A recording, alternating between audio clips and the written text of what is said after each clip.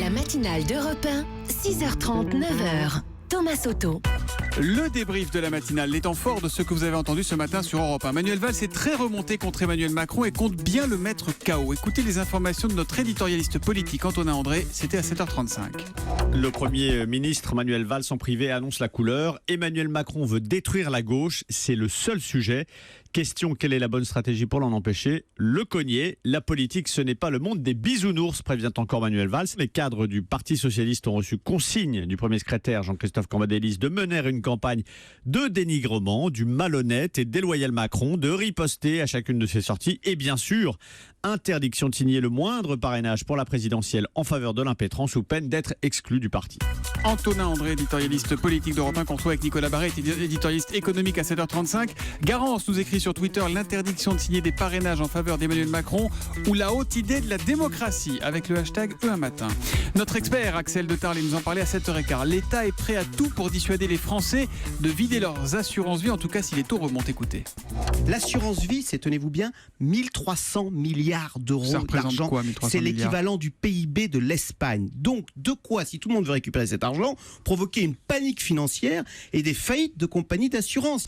Cette menace, en tous les cas, est prise suffisamment au sérieux pour que le gouvernement ait inscrit dans la loi Sapin 2 cet été cet article qui l'autorise, le gouvernement, à suspendre les remboursements de l'assurance vie en cas de forte remontée des taux d'intérêt. Les experts d'Europe 1 tous les matins à 7h15. She's back, elle est de retour, Hillary Clinton.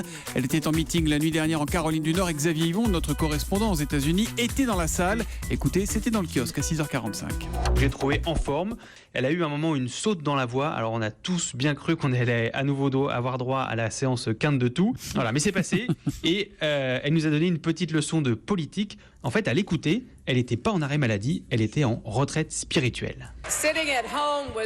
Rester assise à la maison, c'était le dernier endroit où je voulais être. Mais il se trouve que ces quelques jours avec moi-même ont été un cadeau. Ça m'a aidé à reconnecter avec le but de cette campagne.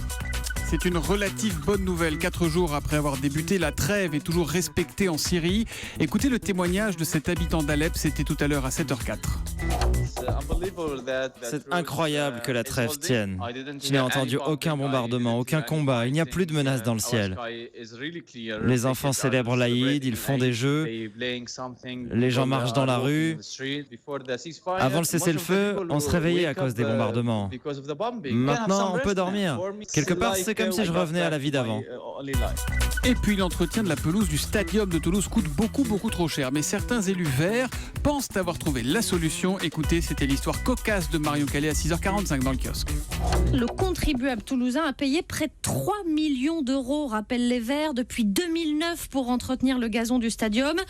Vous comprendrez, écrivent-ils donc à la Ligue de foot, que nous puissions nous inquiéter de voir les chaussures cramponnées de ces équipes sur notre chère pelouse. Et les élus facétieux de demander donc un aménagement du règlement pour équiper les joueurs de chaussons patins. Cela pourrait en plus, selon eux, doper l'affluence, alors que la pelouse toulousaine est d'ores et déjà classée depuis le début de la saison comme la pire de la Ligue 1. Et voici donc pour le débrief d'Europe.